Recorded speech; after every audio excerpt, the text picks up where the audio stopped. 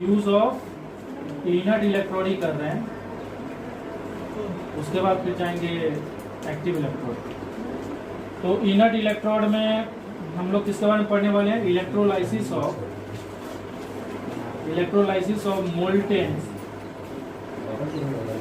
Lead bromide.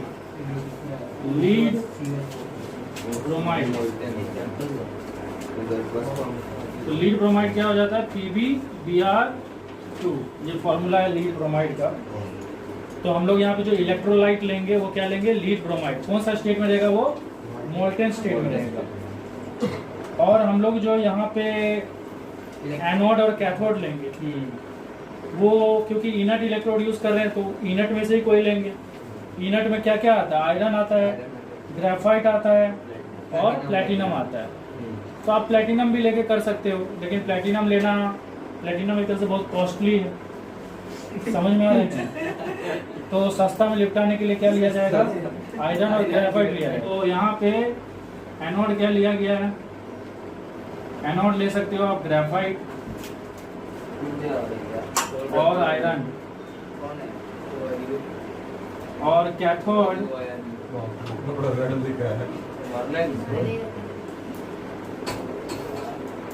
में भी आप आयरन या ग्रेफाइट ले सकते हो।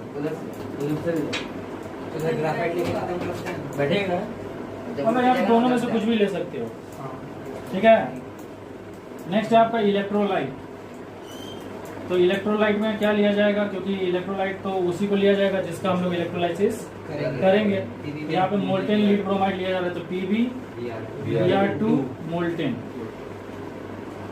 नेक्स्ट हम लोग क्या लिखेंगे? Dissociation reaction. डिसोसिएशन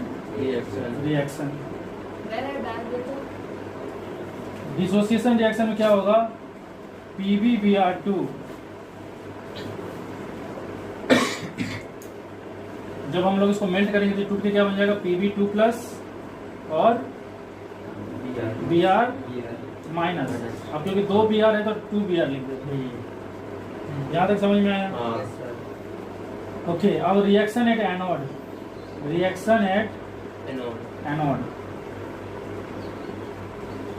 तो एनोड के पास कौन पहुंचेगा? एनोड के पास पहुंचेगा, एनोड क्योंकि पॉजिटिव है तो एनोड के पास पहुंचेगा Br माइनस। इसको डाइल्यूट लेंगे ना?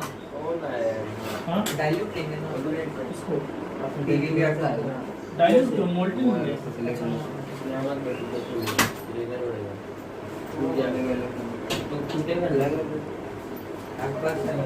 अच्छा बैठो ज्यादा ही पैसा मिलेगा। अच्छा ठीक है बैठो। Reaction at anode. नेक्स्ट क्या होगा? Reaction at cathode.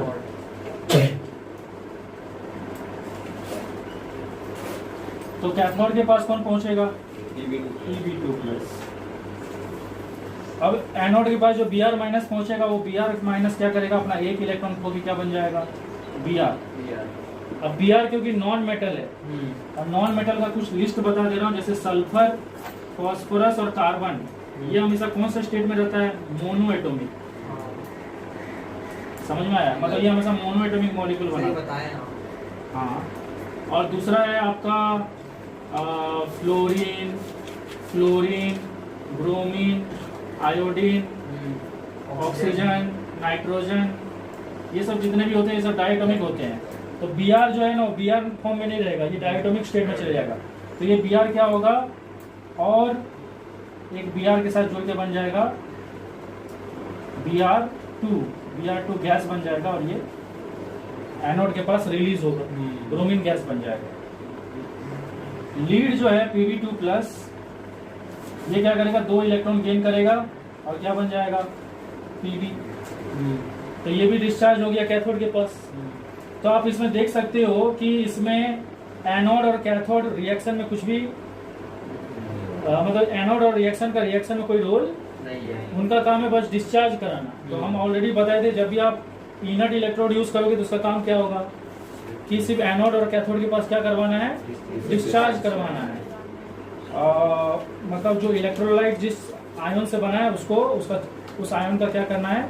चार्ज को उससे अलग कर देना है। ये हम ऑलरेडी बता चुके हैं। हम लोग और एक रिएक्शन भी करेंगे use of inert electrode use करके, और उसके बाद हम लोग जाएंगे इलेक्ट्रोप्लेटिंग और इलेक्ट्रो रिफाइनिंग। तो नेक्स्ट हम लोग डिस्कस करेंगे फिर से यूज ऑफ इनर्ट इलेक्ट्रोड। फिर से सर और एक एग्जांपल लेते हैं यूज ऑफ इनर्ट इलेक्ट्रोड का। ये है इलेक्ट्रोलाइसिस ऑफ सर वाटर करिए ना, एसिडिफाइड वाटर वाटर। तो इलेक्ट्रोलाइसिस ऑफ एसिडिफाइड वाटर में हम लोग कौन सा नाम ही में लिखा है एसिडिफाइड वाटर, मतलब हम लोग वाटर में क्या डालेंगे H2SO4। तो यहाँ पे जब हम लोग एसिडिफाइड वाटर का इलेक्ट्रोलाइसिस करेंगे तो इलेक्ट्रोड में क्या क्या लेंगे, एनोड में लेंगे हम लोग प्लैटिनम, और कैथोड में भी क्या यूज किया गया है, प्लैटिनम। इलेक्ट्रोलाइट के तौर पे क्या लिया गया है, एसिडिफाइड वाटर, मतलब यहाँ पे लिया गया है वाटर, मतलब हम लोग बोल सकते हैं एक तरह से डाइल्यूट H2SO4। क्या लिया गया है, डाइल्यूट H2SO4। तो हमारा डिसोसिएशन रिएक्शन क्या होगा,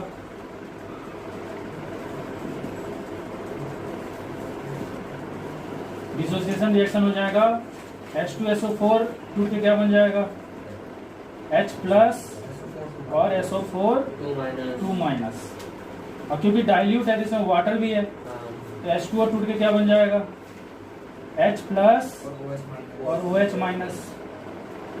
अब हम लोग लिखेंगे reaction at anode and reaction at cathode. Reaction at anode, तो एनोड के पास कौन जाता है, एनोड के पास जाएगा OH माइनस और SO4 2 माइनस। हम लोग जानते हैं रिएक्टिविटी सीरीज में कौन नीचे आता है, OH माइनस। तो OH माइनस का बताए थे 4 OH माइनस, 4 इलेक्ट्रॉन को लूज करके क्या बन जाएगा 2 वाटर मॉलिक्यूल और एक ऑक्सीजन। समझ में आया। और रिएक्शन एट कैथोड में क्या होगा, रिएक्शन एट कैथोड, तो कैथोड के पास कौन कौन जाएगा, कैथोड के पास जाएगा H प्लस, सिर्फ H प्लस ही जाएगा। तो यहाँ पे H प्लस क्या करेगा, एक इलेक्ट्रॉन को गेन करके बन जाएगा हाइड्रोजन। लेकिन हाइड्रोजन भी क्या होता है, डायटोमिक स्टेट में रहता है, हमेशा डायटोमिक मॉलिक्यूल होता है। तो हाइड्रोजन क्या होगा, और एक हाइड्रोजन के साथ जुड़ बन जाएगा H2। तो हाइड्रोजन गैस रिलीज होगा कैथोड के पास और ऑक्सीजन गैस रिलीज होगा एनोड के पास। किस रेशियो में रिलीज होगा, हम लोग जानते हैं H2O में हाइड्रोजन और ऑक्सीजन का अगर रेशियो लें इन टर्म ऑफ वॉल्यूम, तो हाइड्रोजन का रहता है 2 और ऑक्सीजन रहता है 1। तो अगर आप देखोगे कि कैथोड के पास जो हाइड्रोजन प्रोड्यूस हुआ है ना, वो जो एनोड के पास ऑक्सीजन प्रोड्यूस हुआ है उसका 2 टाइम्स होगा। अगर हम लोग इस रिएक्शन को अगर हम एक डायग्राम से दिखाएं, ये डायग्राम में अगर यहाँ पे दिखाएं तो इसको देखो, ये इलेक्ट्रोड है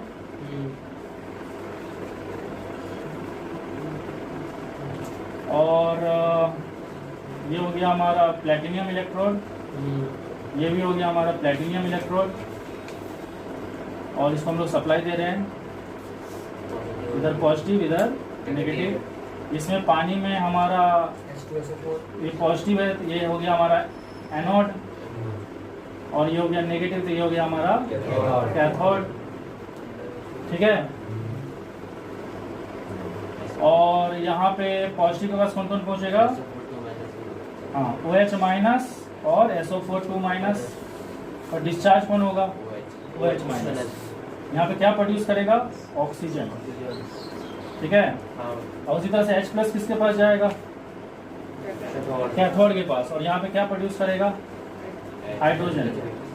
अगर मैं यहाँ पे जो ट्यूब लगा दूं, ठीक है, और यहाँ पे भी एक ट्यूब लगा दूं, तो आप देखोगे क्या,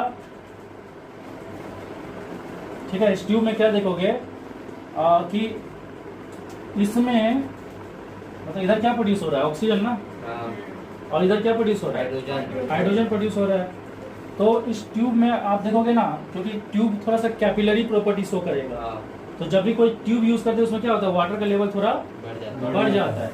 तो आप देखोगे कि ऑक्सीजन वाला में क्या है ना, वाटर का लेवल ज्यादा बढ़ा हुआ है, और हाइड्रोजन वाला में क्या है, वाटर का लेवल कम बढ़ा हुआ है। इससे ये पता चलता है कि ऑक्सीजन, देखो ऑक्सीजन मतलब जहां तक वाटर नहीं पहुंच पाए वहां पे क्या है, ऑक्सीजन है, और यहाँ पे वाटर यहीं तक पहुंचा है, तो यहाँ से यहाँ तक क्या है, हाइड्रोजन। तो अगर आप इस वॉल्यूम और इस वॉल्यूम को कंपेयर करोगे तो नियरली क्या है, हाइड्रोजन का वॉल्यूम उसका डबल है। इसके अलावा हम यहाँ पे कुछ और भी बताना चाहते हैं कि यहाँ पे H2SO4 ही क्यों यूज किया गया, HNO3 क्यों नहीं। तो यहाँ पे HNO3 इसलिए यूज नहीं किया क्योंकि HNO3 क्या है, नाइट्रिक एसिड जो है वो क्या है, वोलाटाइल है। तो ये क्या होगा, खुद ही वेपराइज हो जाएगा। अगर ये खुद ही वेपराइज हो जाएगा तो हम लोग इलेक्ट्रोलाइसिस कहाँ से करेंगे। दूसरा प्रॉब्लम है, हम लोग HCl क्यों नहीं यूज किए, क्योंकि HCl ना, अगर आप एसिड का लिस्ट देखोगे ना, HCl, H2SO4 और HNO3, तो इसमें सबसे पावरफुल एसिड अगर कोई है तो HCl है। इसको अगर आप पानी में डालोगे तो रिएक्शन क्या होगा, बहुत ज्यादा विगरस होगा, मतलब बहुत ज्यादा एक्सोथर्मिक वाला। समझ में आया ना, इतना ज्यादा हीट इवॉल्व होगा कि वाटर विल वेपराइज। अब वाटर अगर वेपराइज हो जाएगा तो H+ और OH का क्वांटिटी क्या हो जाएगा, कम हो जाएगा। तो जब H+ का क्वांटिटी H+ और OH का क्वांटिटी कम हो जाएगा तो हमारा, अगर हम HCl यूज करते हैं तो यहाँ पे SO4 की जगह क्या रहेगा, वहां पे Cl-। एनोड के पास कौन कौन पहुंचेगा,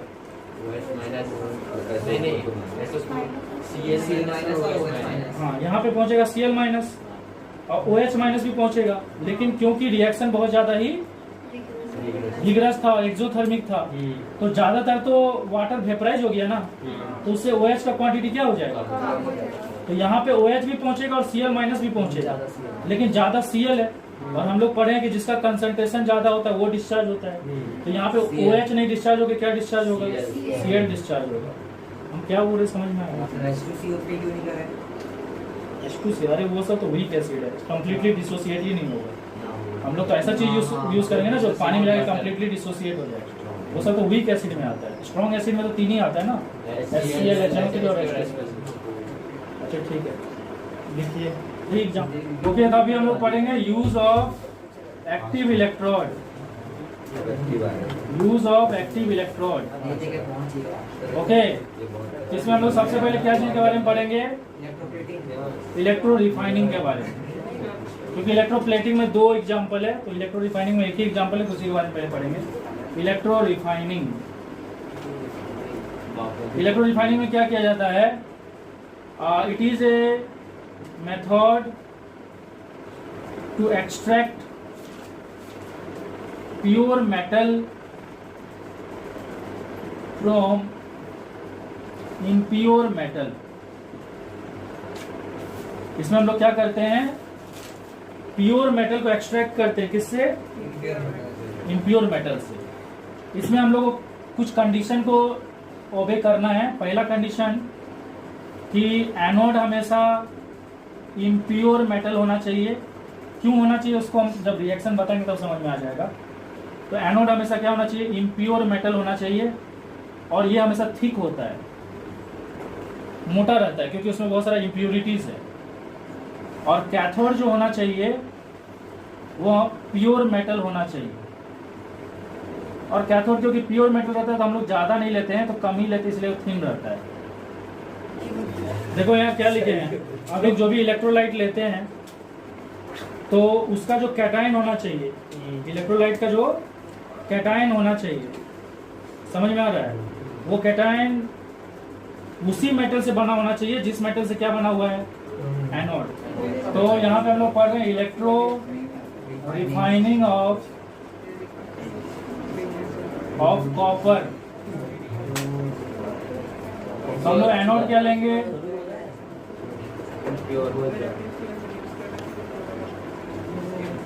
कॉपर।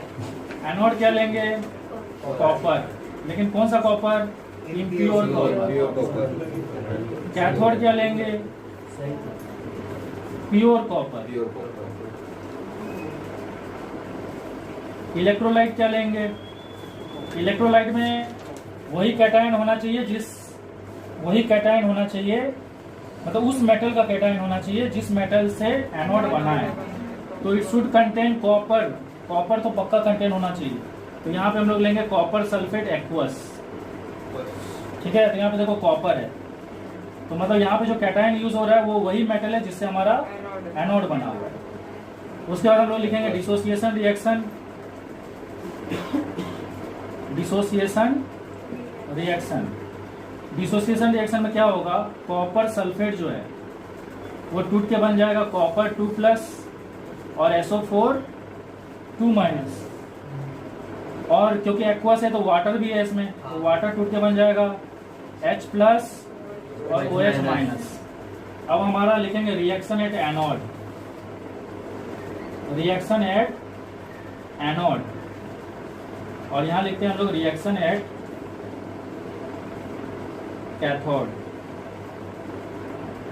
ठीक है।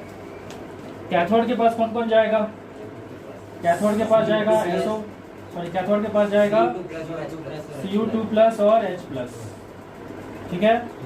यहाँ पे क्योंकि रिएक्टिविटी सीरीज में Cu2+ नीचे आता है, तो Cu2+ क्या हो जाएगा, 2 इलेक्ट्रॉन गेन करके क्या बन जाएगा Cu, और डिस्चार्ज हो जाएगा। एनोड के पास कौन जाएगा, एनोड के पास जाएगा SO4 2- OH-।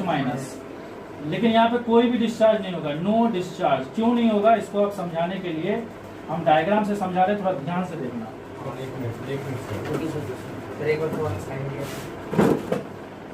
वो उसमें देखो तो ये दिख रहा है ये पार्ट,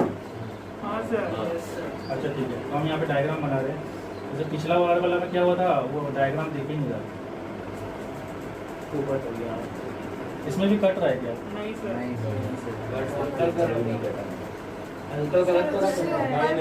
बहुत ऊपर कट रहा है, नहीं कट रहा है, उसके ऊपर बनाएंगे तो कट जाएगा, ठीक है ठीक है।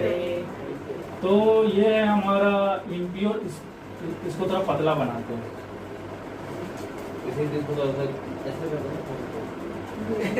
ये है इम्प्योर कॉपर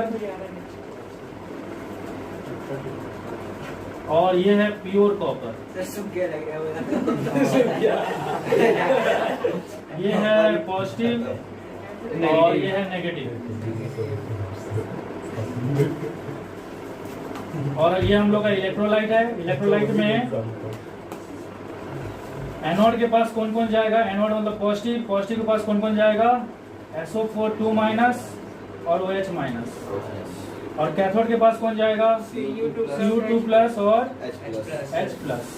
ये Cu2+ क्या हो रहा है, यहाँ पे इलेक्ट्रॉन गेन करके क्या बन जा रहा है, Cu, और डिस्चार्ज हो जा रहा है। लेकिन अब देखो यहाँ पे क्या प्रॉब्लम है, Cu2+ जैसे ही पानी से बाहर चले जाएगा डिस्चार्ज होके, तो इस सॉल्यूशन में इलेक्ट्रोलाइट में कॉपर 2+ का कमी हो जाएगा। पहले हम लोग क्या इलेक्ट्रोड यूज करते थे, इनर्ट इलेक्ट्रोड। तो इनर्ट इलेक्ट्रोड क्या होता था, वो पानी में मतलब वो रिएक्शन में पार्टिसिपेट नहीं करेगा। लेकिन यहाँ पे हम लोग कौन सा इलेक्ट्रोड यूज कर रहे हैं, कॉपर। और देखो यहाँ पे जैसे कॉपर का कमी होगा तो ये जो कॉपर है ना, उस कमी को कॉम्पेंसेट करने के लिए खुद ही पानी में उतरेगा। कैसे उतरेगा, ये जो कॉपर है अपना 2 इलेक्ट्रॉन, ये कॉपर क्या करेगा, ये कॉपर क्या करेगा, अपना 2 इलेक्ट्रॉन खो के क्या बन जाएगा, कॉपर 2+। समझ रहे हो ना, अपना 2 इलेक्ट्रॉन यही खो के ये क्या बन जाएगा, कॉपर 2+। और ये जो बाहर डिस्चार्ज हो गया ना, उसके कारण क्या हो गया, इसका इक्विलिब्रियम डिस्ट्रॉय हो गया।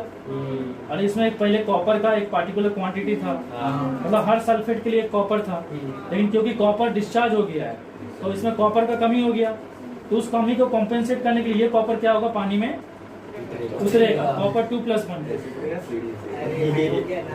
अरे समझ में आ रहा है कि नहीं, ये कॉपर अपना 2 इलेक्ट्रॉन यही छोड़ देगा और खुद 2+ बन के वाटर में आ जाएगा। फिर यहाँ से कुछ और कॉपर यहाँ पे डिस्चार्ज होगा, फिर उसको कॉम्पेंसेट करने के लिए और कॉपर आएगा। ये प्रोसेस चलते रहेगा तब तक कि जब तक सारा कॉपर यहाँ पे जाके उस पे जाके डिस्चार्ज ना हो जाए। समझ में आ रहा है ना। और जो भी इसमें थोड़ा बहुत गंदगी बचा होगा वो क्या होगा, वो यहाँ नीचे में जमा हो जाएगा एज ए एनोड मड।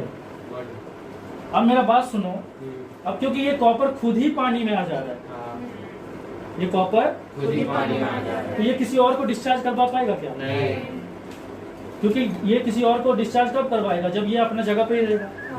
अब यहाँ पे एक क्वेश्चन और एराइज होता है कि हम लोग जब इनर्ट इलेक्ट्रोड लेते थे तो वो क्यों नहीं पानी में आता था। अब सीधा सा बात है, कॉपर का कमी को फुलफिल करने के लिए कौन आएगा? कॉपर आएगा, प्लेटिनियम थोड़ी आएगा या गोल्ड थोड़ी आएगा। कॉपर का इक्विलिब्रियम डिस्ट्रॉय हो रहा है ना, हाँ। तो उसको फुलफिल करने के लिए कॉपर ही पानी में आएगा। हाँ। अच्छा सर, ऐसे नहीं हो सकता कि वो लोग पहले डिस्चार्ज कर दे फिर कॉपर नीचे आ जाए, जैसे SO2 OH माइनस को पहले हाँ, डिस्चार्ज कर दे। ये हाँ एक्चुअली क्या हो रहा है ना, ये जैसे ही डिस्चार्ज हो रहा है ना, तो ऑटोमेटिक ये पानी में आ जा रहा है, इसको डिस्चार्ज होने का मौका ही नहीं। मतलब जैसे मैं बोल रहा हूँ कि पहले यहाँ OH पे माइनस डिस्चार्ज हो जाए। यहाँ पे ये खुद देखो, यहाँ पे ये खुद इलेक्ट्रॉन रिलीज कर रहा है। अरे ये कॉपर जो है वो यहाँ पे खुद इलेक्ट्रॉन क्या कर रहा है? रिलीज कर रहा है। तो ऑलरेडी जो ये पॉजिटिव चार्ज है ना, उसको इलेक्ट्रॉन का जो नीड है वो कौन फुलफिल कर दे रहा है? कॉपर ही। तो वो इन लोग का नेगेटिव चार्ज को नहीं ले रहा है, क्योंकि इन लोग को डिस्चार्ज होने के लिए क्या करना पड़ेगा? इन लोग को डिस्चार्ज होने के लिए अपना इलेक्ट्रॉन खोना पड़ेगा ना। लेकिन कॉपर तो जो जितना इलेक्ट्रॉन इसको चाहिए वो तो खुद ही दे रहा है ना। नहीं समझ में आ रहा है? ये कॉपर अपना 2 इलेक्ट्रॉन इसको दे रहा है, फिर पानी में आ रहा है। तो क्योंकि वहाँ पे इलेक्ट्रॉन का क्वांटिटी ऑलरेडी बहुत ज्यादा हो जा रहा है, तो ये लोग अपना इलेक्ट्रॉन खो नहीं पा रहे। समझ में आ रहा है? अगर ये पॉजिटिव ही रहता तब ये लोग खो सकता था, लेकिन ये तो नेगेटिव होते जा रहा है, क्योंकि कॉपर अपना इलेक्ट्रॉन वहाँ पे भरते जाएगा और पानी में आते जाएगा। और सीधा सा बात है, अगर हम लोग यहाँ पे प्लेटिनियम यूज करते तो वो उसको कॉम्पेंसेट करने के लिए नहीं आता, क्योंकि कॉपर का इक्विलिब्रियम को मेंटेन करने के लिए कॉपर को ही आना पड़ेगा। समझ में आ रहा है? तो ये है इलेक्ट्रो रिफाइनिंग। अब एक तो बचा इलेक्ट्रो प्लेटिंग। इलेक्ट्रो प्लेटिंग में भी सेम प्रोसीड्योर है, पूरा इलेक्ट्रो रिफाइनिंग जैसा।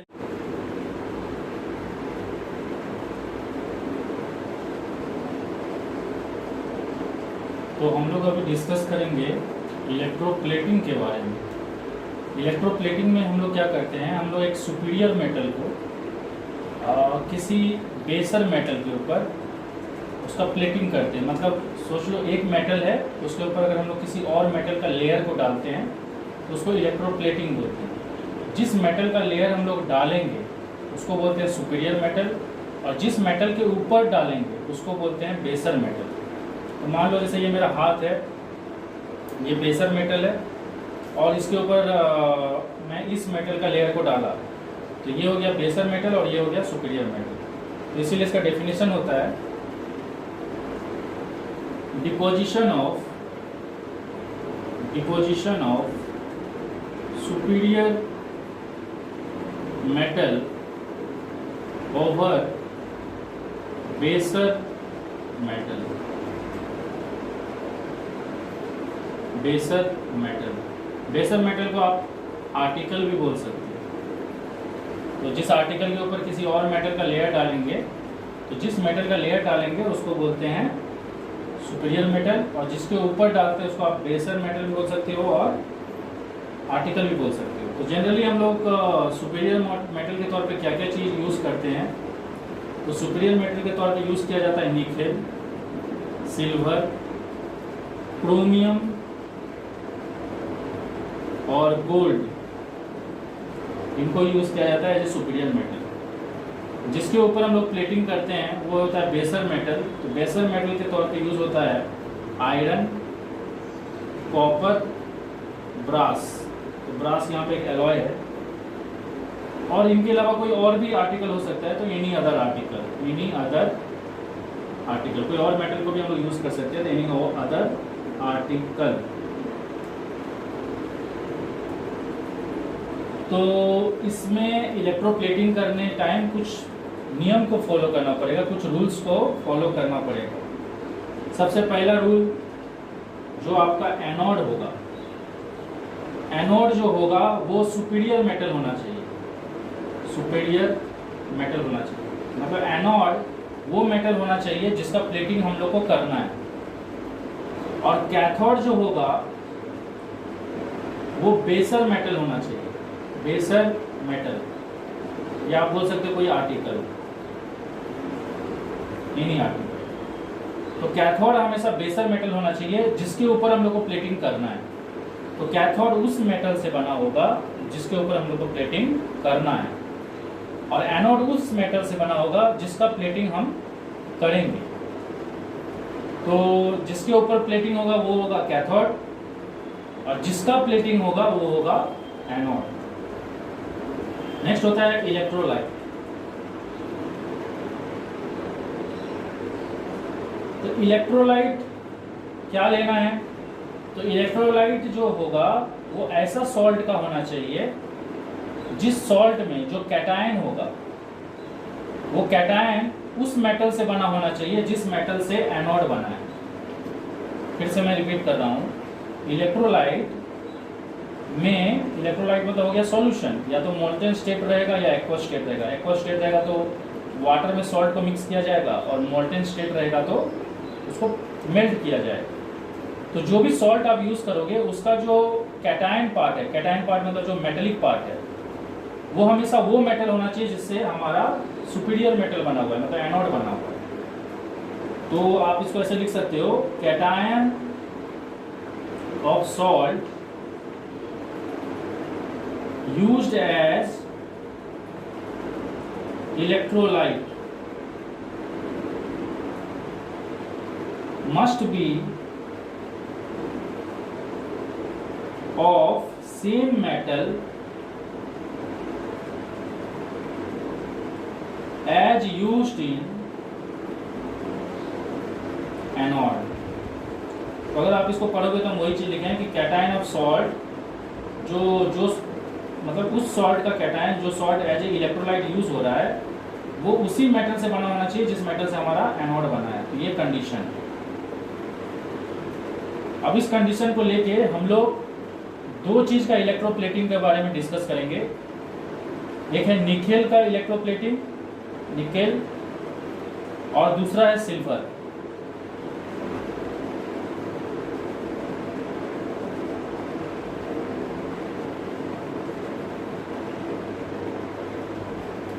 Electroplating of nickel.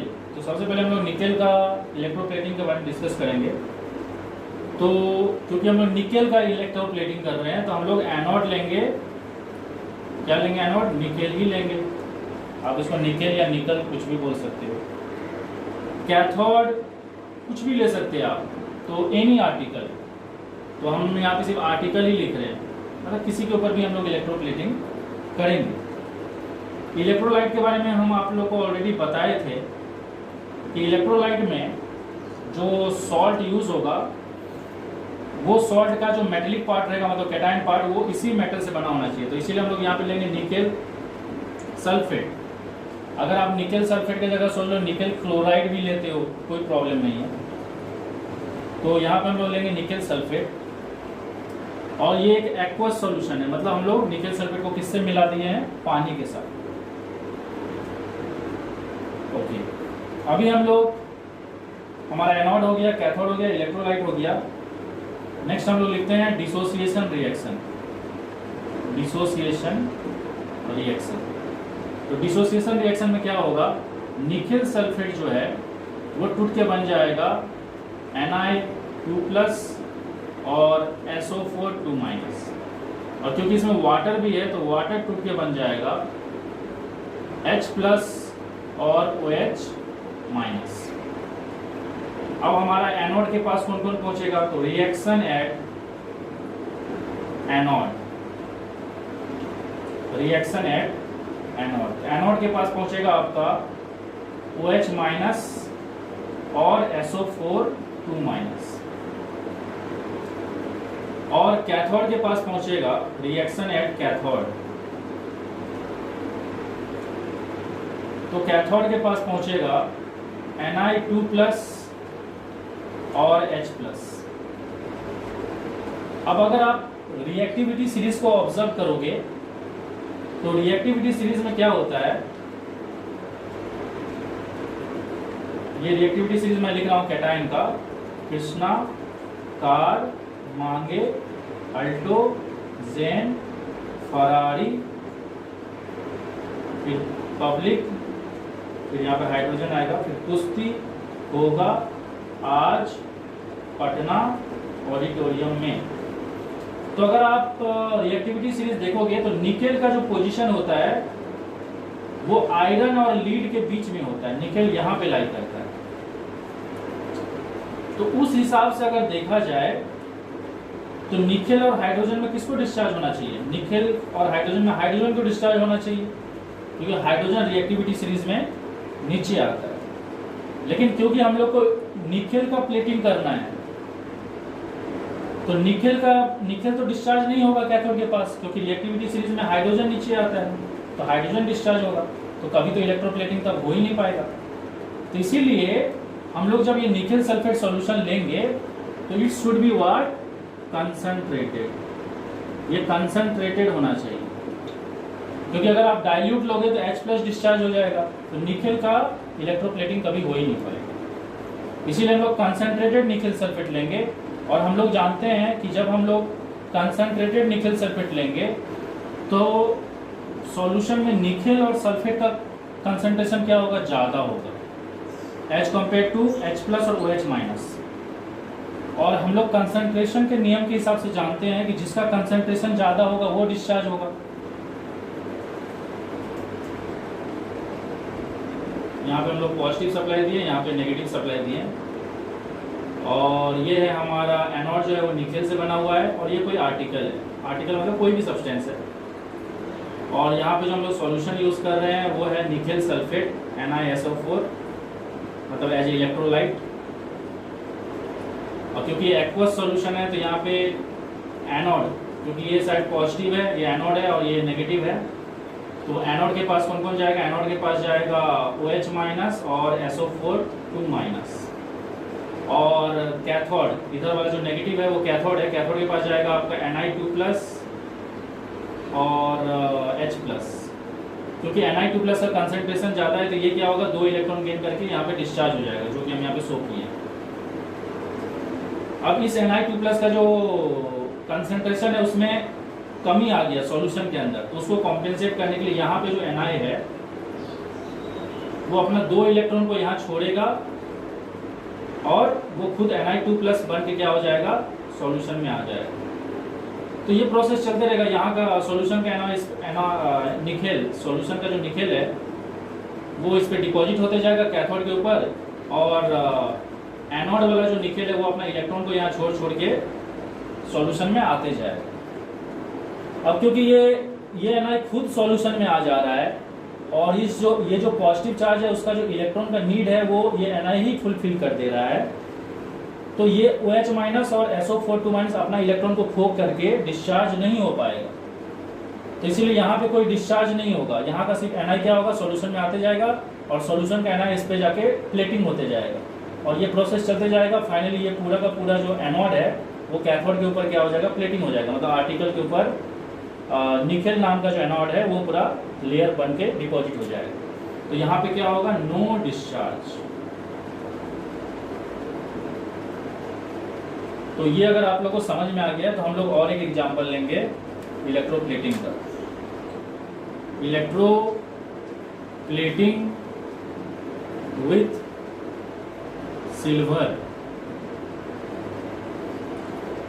तो हम लोग क्योंकि इलेक्ट्रोप्लेटिंग करने वाले हैं सिल्वर का किसी आर्टिकल के ऊपर, तो हम लोग एनोड क्या लेंगे, सिल्वर, और कैथोड क्या लेंगे हम लोग, कोई भी आर्टिकल जिसके ऊपर हम लोग को प्लेटिंग करना है। और आपका इलेक्ट्रोलाइट क्या लेंगे, इलेक्ट्रोलाइट हम लोग को ऐसा लेना है कि उसमें सिल्वर होना चाहिए, मतलब एनोड वाला मेटल भी होना चाहिए। तो हम लोग यहाँ पे यूज करें सोडियम अर्जेंटोसाइनाइड, सोडियम अर्जेंटोसाइनाइड। और ये भी सोडियम अर्जेंटोसाइनाइड का कैसा सॉल्यूशन है, ये एक्वस सॉल्यूशन है, एक्वस। अब हम लोग लिखेंगे डिसोसिएशन रिएक्शन, डिसोसिएशन रिएक्शन। तो डिसोसिएशन रिएक्शन में सोडियम अर्जेंटोसाइनाइड टूट के क्या बन जाएगा,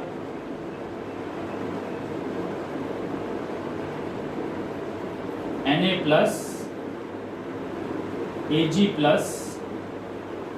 + 2Cn-, क्योंकि यहाँ पे 2 Cn है। और उसके बाद हम लोग का हमारा जो वाटर है, क्योंकि एक्वस है ना, तो एक्वस मतलब इसमें वाटर भी है, तो वाटर भी टूट के बन जाएगा, ये इक्विलिब्रियम रिएक्शन में वाटर भी टूट के बन जाएगा H+ और OH-, वाटर भी टूट के बन जाएगा H+ और OH-। अब हमारा एनोड के पास कौन कौन पहुंचेगा, तो एनोड के पास हम लोग लिखेंगे रिएक्शन एट एनोड। तो एनोड के पास पहुंचेगा हमारा Cn माइनस और OH माइनस। और कैथोड के पास कौन कौन पहुंचेगा, रिएक्शन एट कैथोड। तो कैथोड के पास पहुंचेगा आपका Na+ और Ag+। अब हम लोग रिएक्टिविटी सीरीज अगर देखेंगे तो Ag+ जो है रिएक्टिविटी सीरीज में नीचे आता है। तो यहाँ पे हम लोग जो सॉल्यूशन यूज किया वो डाइल्यूट ही लिए हैं, क्योंकि हम लोग को सिल्वर का ही प्लेटिंग करना है। तो डाइल्यूट लेने से क्या होगा, रिएक्टिविटी सीरीज में सिल्वर जो है वो नीचे आता है सोडियम से। तो यहाँ पे सिल्वर क्या करेगा, कैथोड से एक इलेक्ट्रॉन लेके बन जाएगा सिल्वर, और ये सिल्वर क्या होगा, आर्टिकल के ऊपर डिपॉजिट हो जाएगा, मतलब हो जाएगा डिस्चार्ज। तो ये आर्टिकल के ऊपर डिपॉजिट हो चुका है। अब ये सिल्वर का क्योंकि आर्टिकल के ऊपर डिस्चार्ज होकर डिपॉजिट हो चुका है, तो सॉल्यूशन में सिल्वर आयन का शॉर्टेज हो जाएगा। उस शॉर्टेज को कॉम्पेंसेट करने के लिए जो एनोड है वो खुद सिल्वर आयन बन के क्या होगा, पानी में मतलब सॉल्यूशन में उतरेगा। तो सिल्वर नाम का जो एनोड है वो अपना एक इलेक्ट्रॉन खो करके Ag+ बन के खुद सॉल्यूशन में एंटर करेगा। अब क्योंकि खुद एनोड ही इलेक्ट्रॉन रिलीज करके सॉल्यूशन में आ जा रहा है, तो यहाँ पे कोई भी इन दोनों में से कोई भी डिस्चार्ज नहीं हो पाएगा। तो नो डिस्चार्ज, यहाँ पे कोई भी डिस्चार्ज नहीं होगा। इसको भी हम लोग थोड़ा डायग्राम से समझते हैं। तो ये है हमारा, इसमें पॉजिटिव सप्लाई दिए और ये हमारा और एक इलेक्ट्रोड है जिसमें हम लोग नेगेटिव सप्लाई दिए। तो इधर वाला हो गया हमारा एनोड और इधर वाला हो गया हमारा कैथोड। कैथोड जो है वो एक आर्टिकल है जिसके ऊपर प्लेटिंग करना है, और एनोड जो है वो सिल्वर है। और हमारा सॉल्यूशन जो है वो है सोडियम अर्जेंटोसाइनाइड। मतलब इसमें क्या क्या है, तो सोडियम अर्जेंटोसाइनाइड में एनोड के पास कौन कौन पहुंचेगा, एनोड के पास पहुंचेगा आपका Cn- और OH-। और कैथोड के पास कौन कौन पहुंचेगा, कैथोड के पास पहुंचेगा Na+ और Ag+। और एक जन भी पहुंचेगा, यहाँ पे एक जन को हम मेंशन ही नहीं किए थे, एक जन और पहुंचेगा जिसका नाम है H+। लेकिन अगर आप रिएक्टिविटी सीरीज देखोगे तो रिएक्टिविटी सीरीज में जो आपका, यहाँ पे भी हम एक गलती किए थे, यहाँ पे हम H+ को नहीं लिखे थे, लेकिन उसको लिखने से कोई फर्क नहीं पड़ता है, क्योंकि रिएक्टिविटी सीरीज में सिल्वर जो है वो हाइड्रोजन से भी नीचे है। तो ये डिस्चार्ज हो जाएगा यहाँ, मतलब ये इलेक्ट्रॉन गेन करके सिल्वर बन के उसके ऊपर डिपॉजिट हो जाएगा। अब क्योंकि सिल्वर का इक्विलिब्रियम डिस्ट्रॉय हो गया है, मतलब सिल्वर का कमी हो गया सॉल्यूशन में, तो यहाँ का सिल्वर क्या करेगा, अपना एक इलेक्ट्रॉन यहाँ खो करके खुद सॉल्यूशन में Ag+ बन के आ जाएगा। अब क्योंकि ये जो पॉजिटिव टर्मिनल है इसका इलेक्ट्रॉन का जो नीड है, क्योंकि पॉजिटिव टर्मिनल क्या चाहता है, इलेक्ट्रॉन चाहता है, उस इलेक्ट्रॉन का नीड को ये सिल्वर ही अपना इलेक्ट्रॉन खो करके फुलफिल कर दे रहा है। तो ये लोग अपना इलेक्ट्रॉन यहाँ पे खो नहीं पाएंगे, क्योंकि ये दोनों यहाँ पे क्यों आए हैं, ताकि ये अपना इलेक्ट्रॉन पॉजिटिव टर्मिनल को, मतलब पॉजिटिव चार्ज को, ये जो एनोड है, एनोड पॉजिटिव चार्ज है, तो इस पॉजिटिव चार्ज को न्यूट्रलाइज करने के लिए ये दोनों यहाँ पे आए हैं, मतलब ताकि अपना इलेक्ट्रॉन इनको दे दे और खुद डिस्चार्ज हो सके। लेकिन इस एनोड को, जो एनोड का जो इलेक्ट्रॉन का नीड है, मतलब ये एनोड जो न्यूट्रल होना चाहता है, उस नीड को तो ये सिल्वर ही फुलफिल कर दे रहा है इलेक्ट्रॉन दे के, तो ये लोग डिस्चार्ज नहीं हो पाएंगे। और ये सिल्वर इस पानी में आएगा, मतलब सॉल्यूशन में, और ये सिल्वर यहाँ पे डिपॉजिट हो रहा है। तो जैसे जैसे सिल्वर यहाँ पे डिपॉजिट होते जाएगा वैसे वैसे ये जो सिल्वर है वो सिल्वर आयन बन के सॉल्यूशन में आते जाएगा, और फाइनली ये पूरा का पूरा सिल्वर सॉल्यूशन में आ जाएगा सिल्वर आयन बन के, और फिर वो सारा सिल्वर आयन किसके ऊपर जाके डिपॉजिट हो जाएगा, आर्टिकल के ऊपर। और इस तरह से हमारा इस आर्टिकल के ऊपर सिल्वर का इलेक्ट्रोप्लेटिंग हो जाएगा। अब देखो इलेक्ट्रोलाइट जो होता है ना, इलेक्ट्रोलाइट जो होता है वो दो टाइप का होता है। एक होता है स्ट्रॉन्ग इलेक्ट्रोलाइट और एक होता है वीक इलेक्ट्रोलाइट। स्ट्रॉन्ग इलेक्ट्रोलाइट उसको बोलते हैं जो पानी में जाके कंप्लीटली डिसोसिएट हो जाएगा, तो स्ट्रॉन्ग इलेक्ट्रोलाइट मतलब हो गया वो सॉल्ट जो कि पानी में जाके, जरूरी नहीं कि सॉल्ट, एसिड भी हो सकता है, बेस भी हो सकता है, सॉल्ट, एसिड, बेस और salt which completely dissociate in water. Water में जो कंप्लीटली डिसोसिएट हो जाता है उसको स्ट्रॉन्ग इलेक्ट्रोलाइट बोलते हैं, और जो एसिड, बेस और सॉल्ट कंप्लीटली डिसोसिएट नहीं होता है उसको वीक इलेक्ट्रोलाइट बोलते हैं। Do not dissociate completely in water. तो देखो, अगर आप इसका और इसका लिस्ट देखोगे वीक इलेक्ट्रोलाइट का, तो ये काफ़ी ज़्यादा हो सकता है, तो इसको आपको दिमाग में रखना बहुत मुश्किल हो सकता है। तो बेटर है कि आप स्ट्रॉन्ग इलेक्ट्रोलाइट को सिर्फ याद रखो। तो सीधा सा बात, अगर आपको स्ट्रॉन्ग इलेक्ट्रोलाइट पता है तो उसके अलावा जो भी बचेगा वो क्या होगा, वीक इलेक्ट्रोलाइट। तो स्ट्रॉन्ग इलेक्ट्रोलाइट में एसिड में क्या क्या चीज़ आता है, एसिड में आता है HCl, H2SO4, HNO3, HBr, ये सभी ना स्ट्रॉन्ग इलेक्ट्रोलाइट में आते हैं। किसमें, एसिड में। अगर हम लोग बेस का बात करें तो बेस में आता है NaOH और KOH, ये दोनों स्ट्रॉन्ग इलेक्ट्रोलाइट में आते हैं। ये दोनों बेस मतलब ये, और एक तरह से ये ऐसा बेस है जो वाटर सॉल्युबल है, तो हम लोग इसको अल्काली भी बोल सकते हैं, क्योंकि अल्काली वो बेस होता है जो पानी में डिजोल्व होता है। उसके अलावा अगर हम लोग सॉल्ट का बात करें तो देखो, सॉल्ट का बहुत ईजी है याद रखना। किसी भी सॉल्ट में अगर एसिड का नेगेटिव रेडिकल हो, जैसे Cl minus, SO4 2 minus, NO3 minus, Br minus, किसी भी सॉल्ट में अगर ये नेगेटिव रेडिकल हो तो वो स्ट्रॉन्ग इलेक्ट्रोलाइट होगा। और किसी भी सॉल्ट में अगर बेस का कैटायन हो, जैसे Na+, K+, तो उसको भी हम लोग क्या बोलेंगे, स्ट्रॉन्ग इलेक्ट्रोलाइट बोलेंगे। जैसे मैं एक एग्जांपल लेके समझाता हूँ, जैसे कॉपर क्लोराइड जो है ना, ये भी एक स्ट्रॉन्ग इलेक्ट्रोलाइट है। क्यों? क्योंकि इसमें जो ये Cl है वो किसको बिलोंग करता है, वो एक स्ट्रॉन्ग एसिड को बिलोंग करता है।